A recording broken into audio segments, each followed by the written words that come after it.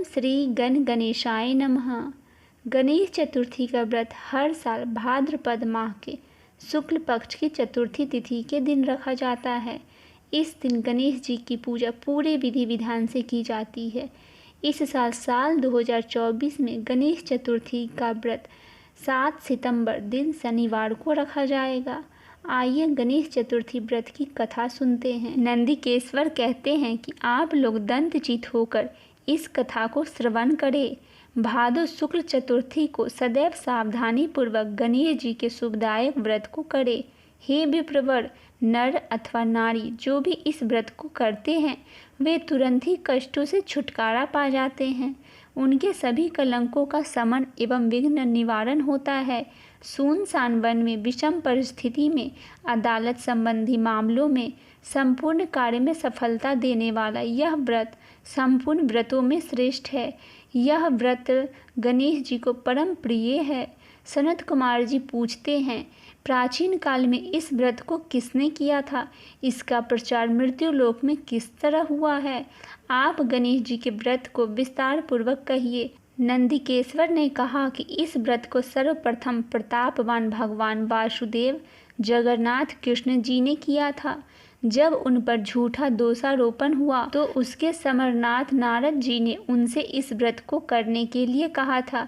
सनत कुमार ने आश्चर्यचकित होकर पुनः प्रश्न किया, हे नंदिकेश्वर, श्री कृष्ण जी सर्वगुण संपन्न ऐश्वर्य युक्त भगवान हैं। सृष्टिकर्ता, पालनकर्ता एवं संहारक है। अव्यय, अप्रेम्य, निगुण एवं सगुण है। ऐसे घटघटवासी भगवान कृष्ण को मिथ्या कलंक किस प्रकार लग गया था? यह बात बहुत ही विस्मयकारी है। हे नंदिकेश्वर, आप इस उपाख्यान का वर्णन कीजिए। नंदिकेश्वर कहने लगे, पृथ्वी का भार हरण करने के लिए भगवान मानव रूप में हलधर बलराम जी ने वासुदेव के पुत्र रूप में अवतार धारण किया। मगध सम्राट जरासंध के बार बार आक्रमण करने के कारण कृष्ण जी ने विश्वकर्मा द्वारा समुद्र में स्वर्ण निर्मित द्वारिकापुरी बनवाई थी। उस पुरी में 16,000 रानियों के लिए 16,000 सुंदर सुंदर महल का निर्माण करवाया। उन रानियों के निवास के उपभोग में निमित्त परिजात वृक्ष का आरोपण करवाया। इसके अतिरिक्त 56 करोड़ यादवों के लिए 56 करोड़ भवनों का व्यवस्था की और अन्य ब्राह्मण, क्षत्रिय, वैश्य एवं शूद्र आदि के लिए निवास का प्रबंध करवाया। जहाँ जनता शांतिपूर्वक बसती थी, त्रिलोक में उपलब्ध होने वाली जितनी वस्तुएं थी सभी को यहाँ संग्रह करवाया था। उस द्वारिकापुरी में उम्र नामक यादव, शत्रुजित और प्रेषण नामक 2 पुत्र हुए। समुद्र तट पर स्थित भाव से सूर्य नारायण को प्रसन्न करने के लिए वीर्यवान शत्राजित तपस्या करने लगे।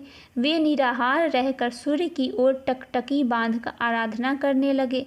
भगवान सूर्य प्रसन्न होकर शत्राजित को समक्ष प्रकट हुए। शत्राजित भी अपने आराध्य के दर्शन से बहुत प्रसन्न हुए।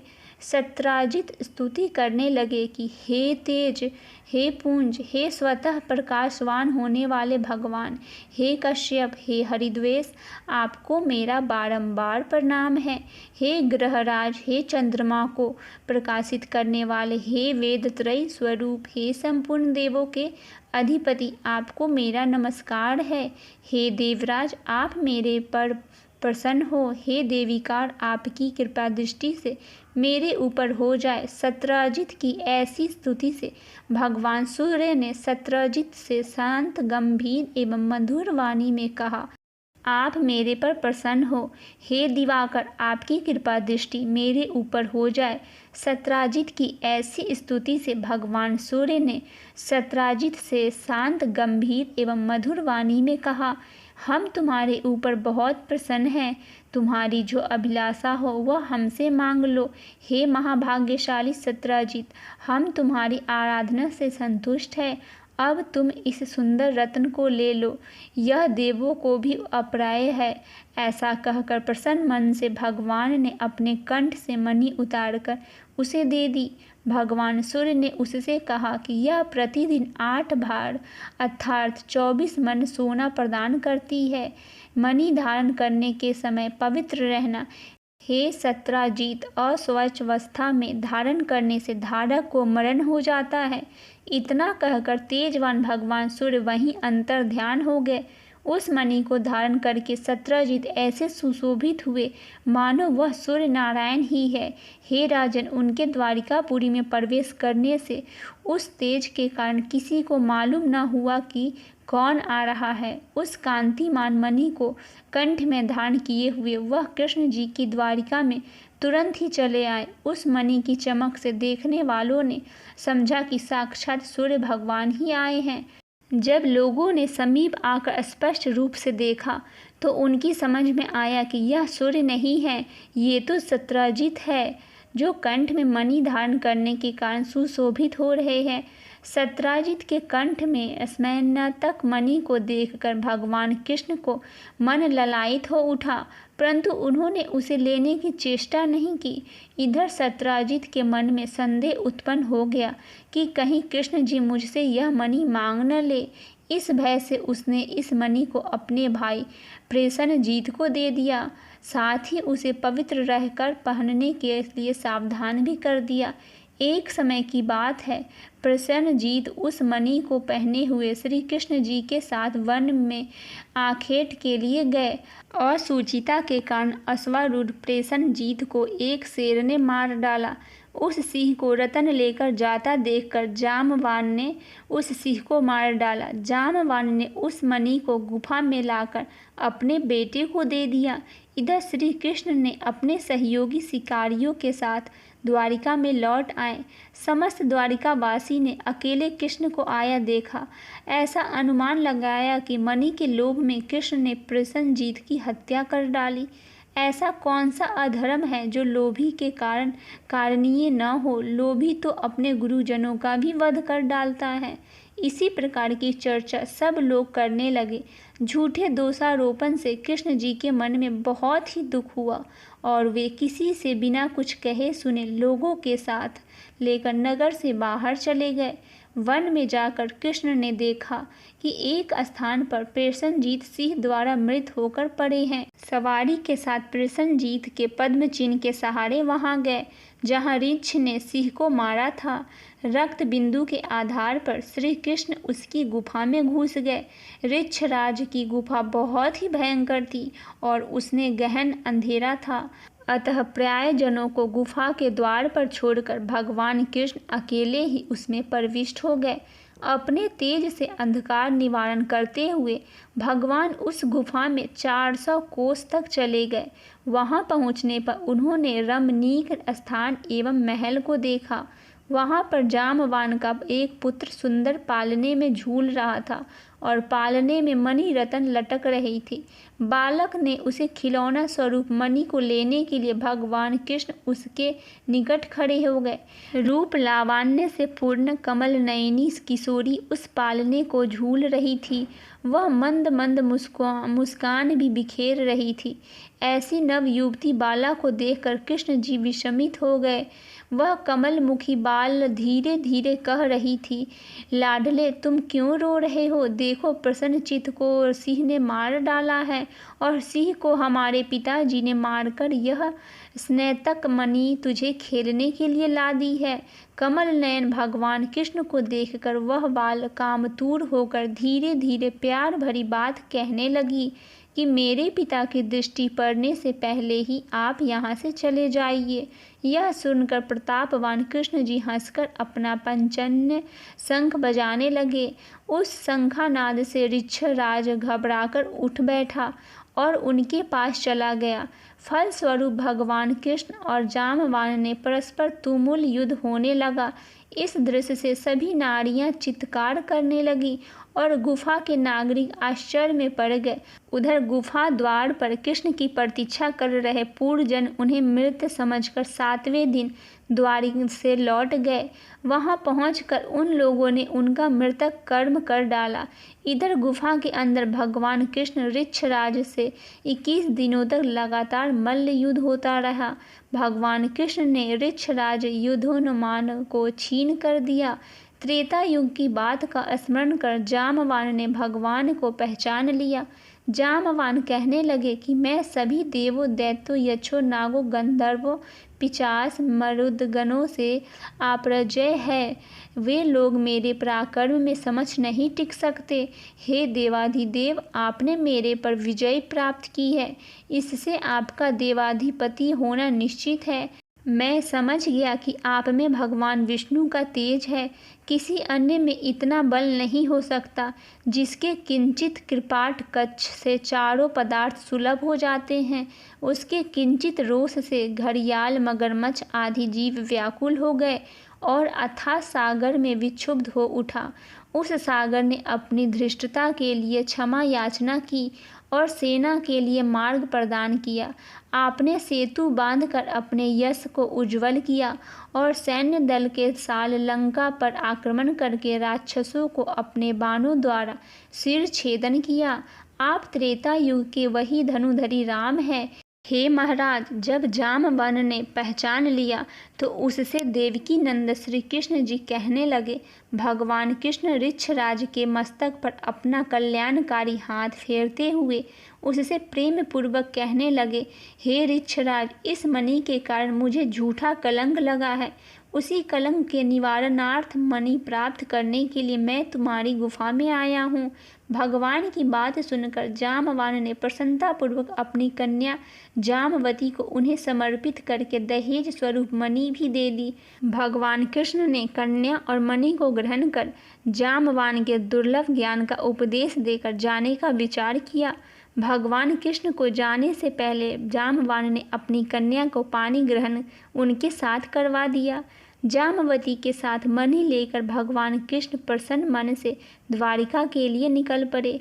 जिस प्रकार किसी मृतक के पूर्ण जीवित होने पर उसके परिवार वाले हर्ष की सीमा नहीं रहती, वही अवस्था कृष्ण को देखकर द्वारिकावासी की हुई। श्री कृष्ण की धर्म पत्नी साथ मणि को लेकर लौटा देख वही अवस्था कृष्ण को देखकर द्वारिकावासी भगवान कृष्ण की प्रसन्न चित्त को धर्म पत्नी के साथ मणि लेकर लौटा देख सभी लोग उत्सव मनाने लगे। भगवान कृष्ण प्रसन्न होकर मित्र वर्ग के साथ सुधर्मा सभा अर्थात यादवों के राज्य सभा में आए। वहां उन्होंने मणि के गायब होने के और उसकी पुनः प्राप्ति की सारी घटना कह सुनाया। भगवान कृष्ण ने राज्य सभा में उपस्थित सत्राजित को अपने पास बुलाकर उसे वह मणि दे दी।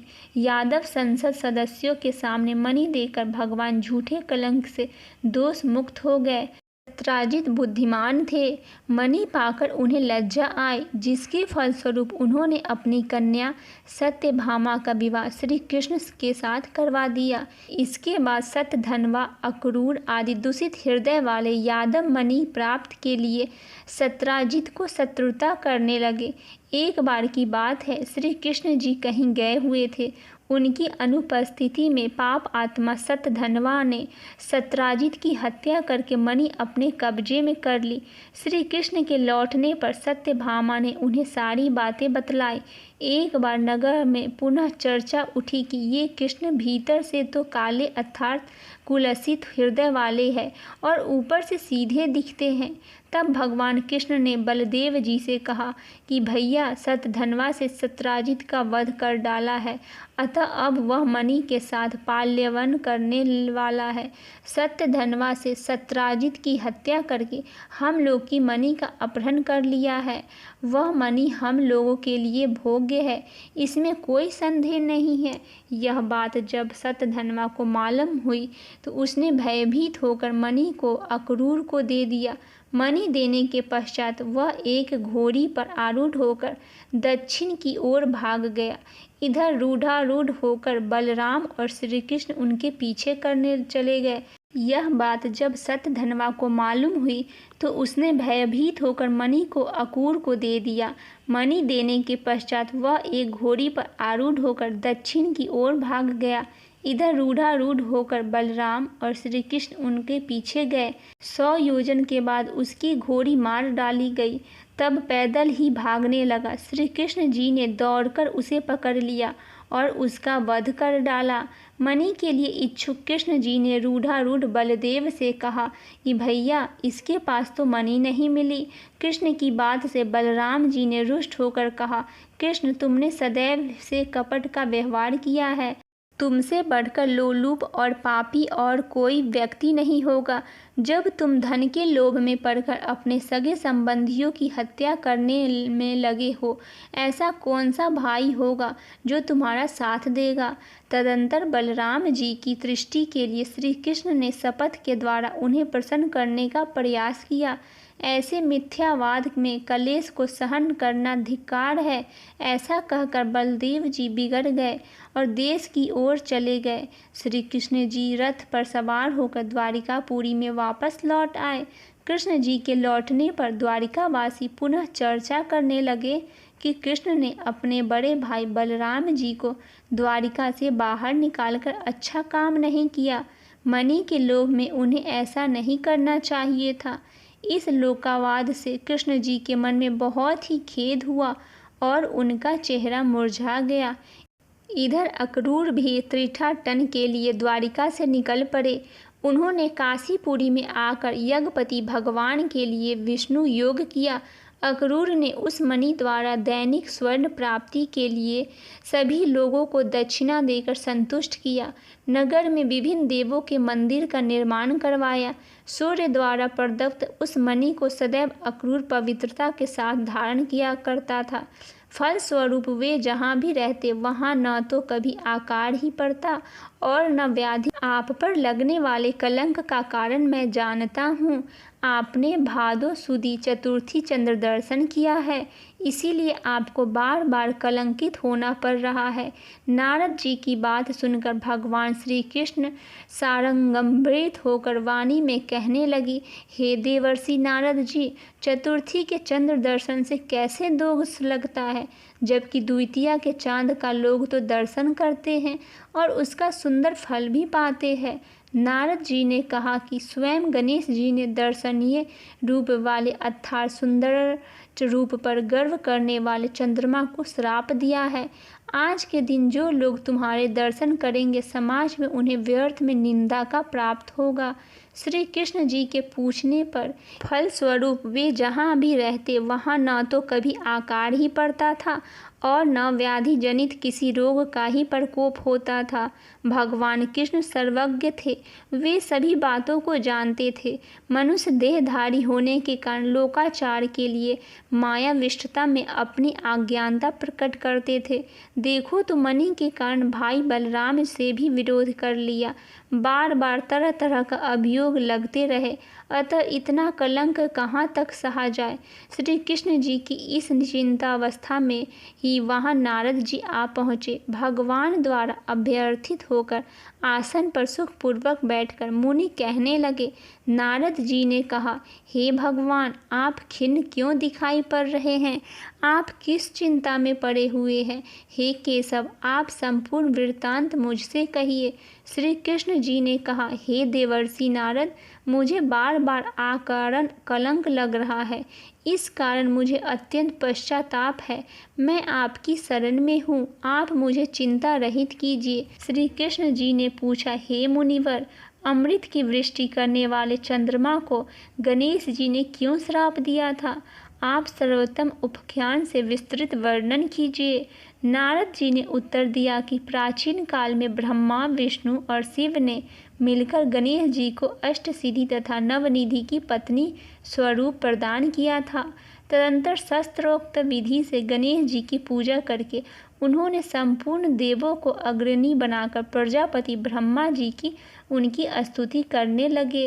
ब्रह्मा जी ने कहा कि हे हाथी सुदृश मुख वाले, हे गणपति, हे लंबोदर, हे वरदायक, हे समस्त विद्याओं के अधिपति, हे देवताओं के अधिनायक, हे सृष्टिकर्ता, पालक एवं संहार कर्ता गणेश जी को लोग भक्तिपूर्वक आपको लड्डू बढ़ाकर पूजन करेंगे उनके सभी विघ्न दूर हो जाएंगे और दुर्लभ सिद्धि प्राप्त होगी। इसमें संशय नहीं है। जो देवता या दानव आपकी पूजा किए बिना सफलता की कामना करते हैं, उन्हें अरबों कल्प तक सिद्धि नहीं मिलती। हे गणाध्यक्ष, आपके कृपा कटाक्ष के बल पर सदा विष्णु पालन करते हैं तथा शिवजी संहार करते हैं। ऐसी स्थिति में मेरी सामर्थ्य नहीं है जो मैं आपकी स्तुति कर सकूं। ब्रह्मा जी के मुख से ऐसी स्तुति सुनकर गणेश जी ने विश्व के अधिपति ब्रह्मा जी से प्रेम पूर्वक कहा। गणेश जी ने कहा, हे जगत के रचयिता ब्रह्मा जी, मैं आपकी भक्तिपूर्ण निर्छल स्तुति से अत्यंत प्रसन्न हूँ। आपकी जो इच्छा हो मुझसे वर मांग लीजिए, मैं उसे पूर्ण करूँगा। ब्रह्मा जी ने कहा कि हे प्रभु, सृष्टि की रचना कार्य में मुझे किसी प्रकार की बाधा न हो। यह सुनकर गणेश जी ने प्रसन्न मन से मुस्कुराते हुए कहा, ऐसा ही होगा, अर्थात आपका कार्य निर्विघ्न रूप से चलता रहेगा। ब्रह्मा जी ने अवशिष्ट वरदान पाकर अपने लोक को चले गए। इधर स्वेच्छा से भ्रमण करने वाले गणेश जी ने सत्यलोक से चलकर अपना अद्वितीय स्वरूप धारण किया।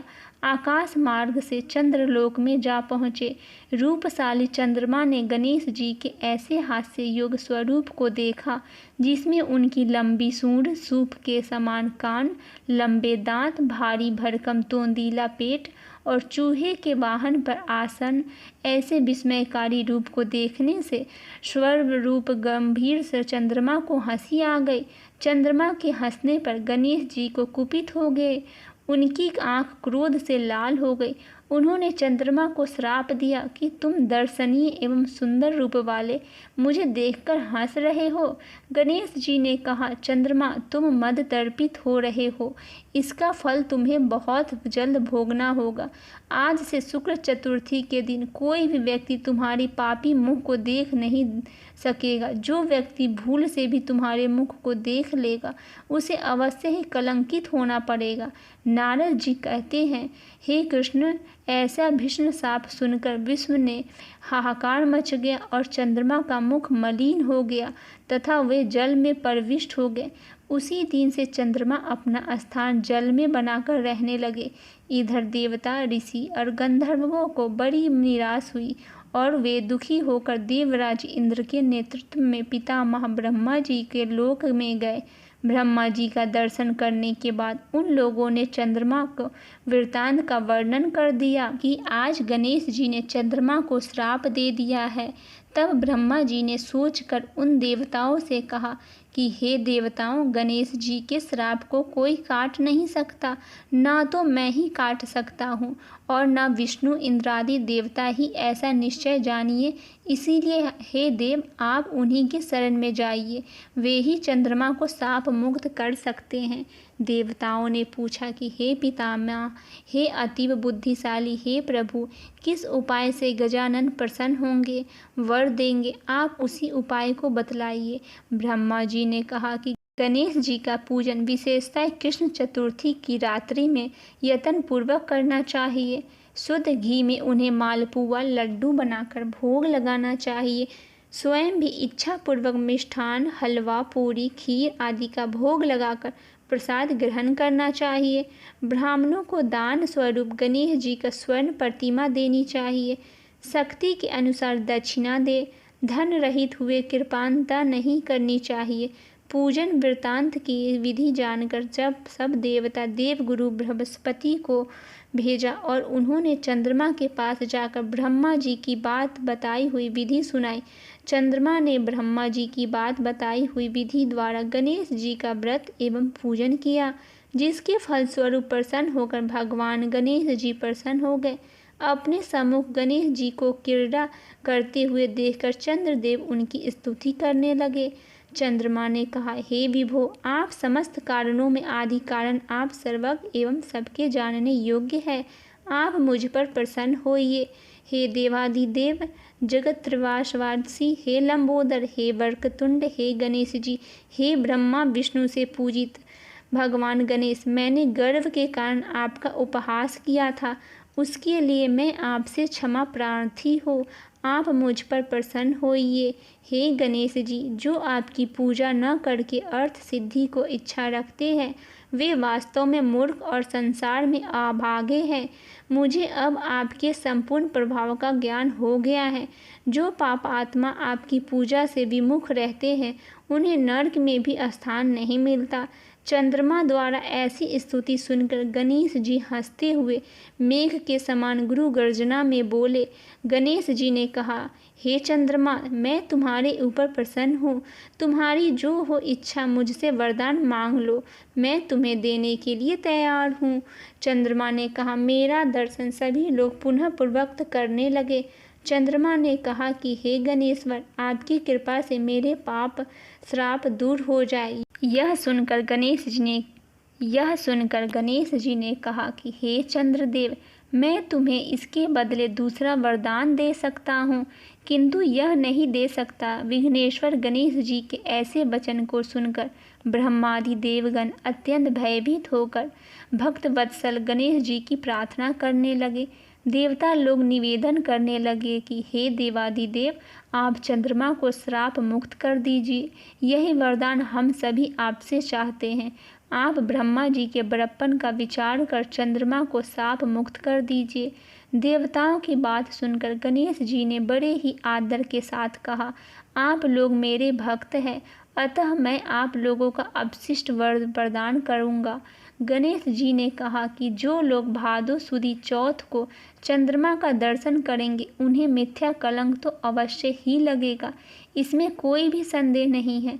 किंतु महीने के आरंभ में शुक्ल द्वितीया के दिन जो व्यक्ति हर एक महीने में निरंतर तुम्हारा दर्शन करते रहेंगे उन्हें भादो सुदी चौथ के दर्शन का दुष्परिणाम नहीं भोगना होगा।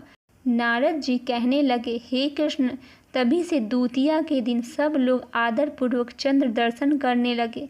स्वयं गणेश जी ने द्वितीया के चंद्र दर्शन की महत्वता को बताया, किंतु दूज के चंद्रमा का दर्शन करने वाले जो पापात्मा भाद्र शुक्ल चतुर्थी को तुम्हारा दर्शन करेंगे उन्हें 1 वर्ष के भीतर ही मिथ्या कलंक का भागी होना पड़ेगा। इसके पश्चात चंद्रमा ने गणेश जी से पूछा, यदि ऐसी घटना घटित हो जाए तो हे देवाधिदेव, आप किस उपाय से प्रसन्न होंगे, यह भी कृपा करके बतलाइए।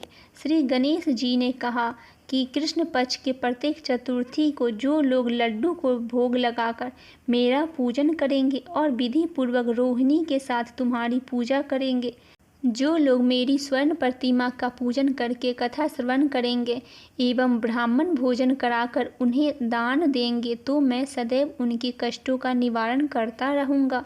यदि स्वर्ण प्रतिमा निर्मित कराने की क्षमता न हो तो मिट्टी की प्रतिमा का विविध सुगंधित फूलों से मेरी पूजा करे। मेरी प्रसन्न मन से ब्राह्मण को भोजन कराकर विधि पूर्वक पूजन के बाद कथा सुनकर वर्णित द्वारा ब्राह्मण को समर्पण करके हे देवादिदेव गणेश जी, फिर प्रसन्न मन से ब्राह्मण को भोजन कराकर विधि पूर्वक पूजन के बाद कथा सुनकर वर्णित द्वारा ब्राह्मण को समर्पण कर दे। हे देव गणेश जी, आप हमारे इस दान से प्रसन्न होइए और सदैव सभी समय में हे देव, आप हमारे कार्य को निर्विघ्न होकर पूरा करें। आप सम्मान, उन्नति, धन धान्य, पुत्र पुत्र आदि देते रहे। हमारे वंश में विद्वान, गुणी और आपके भक्त पुत्र उत्पन्न होते रहे। तदंतर ब्राह्मण को यथाशक्ति दक्षिणा देकर नमकीन पदार्थ से विरहित होकर लड्डू, मालपुआ, खीर आदि मीठे पदार्थ का भोजन करवाएं। स्वयं इच्छा अनुसार भोजन करें तथा इस प्रकार व्रत में रहकर पूजन करे तो सदा मैं उस कार्य में सिद्धि, धन्य, धान, विपुल सन्नातति देता रहूँगा। इस प्रकार कहकर सिद्धि विनायक गणेश जी वहाँ से अंतर ध्यान हो गए। नारद जी ने कहा कि हे कृष्ण जी, आप भी इस व्रत को कीजिए, आपका कलंक भी छूट जाएगा। तब नारद जी ने आदेशानुसार भगवान कृष्ण ने अनुष्ठान किया। इस प्रकार से श्री कृष्ण कलंक से मुक्त हो गए। मुक्त होकर नारद जी से कहते हैं, कोई आपके समय तक मणि को उपाख्यान को सुनेगा, चंद्रमा के चरित्र का कथानक सुनेंगे उन्हें भाद्र शुक्ल पक्ष के चतुर्थी के चंद्र दर्शन का दोष नहीं लगेगा। जब भी मानसिक संकट या किसी भी तरह का संशय उत्पन्न हो, चंद्रमा का दर्शन भूल से भी हो जाए तो उसके निमित्त इस कथा को सुनना चाहिए, ऐसा देवताओं ने वर्णन किया है। श्री कृष्ण जी ने गणेश जी की आराधना करके व्रत और पूजन से उन्हें प्रसन्न किया। अतः मनुष्यों को चाहिए कि इस कलेशपाहरक कथा को अवश्य ही सुने। नर अथवा नारी पर किसी प्रकार का संकट आने पर इस व्रत के करने से उनके सभी मनोरथ सिद्ध होते हैं। विघ्न विनाशक गणेश जी की प्रसन्नता से मनुष्य को संसार में सभी पदार्थ सुलभ हो जाते हैं। बोलिए गणेश जी महाराज की जय। अर्थात जो भी व्यक्ति गणेश जी की पूजा पूरे विधि विधान से करके इस कथा को सुनता है एवं कहता है, उनकी सारी मन की इच्छा पूरी होती है और गणेश जी उनके घर परिवार सहित उन पे सदैव अपनी कृपा दृष्टि बनाए रखते हैं। बोलिए गणेश जी महाराज की जय। महादेव की जय। माता पार्वती की जय।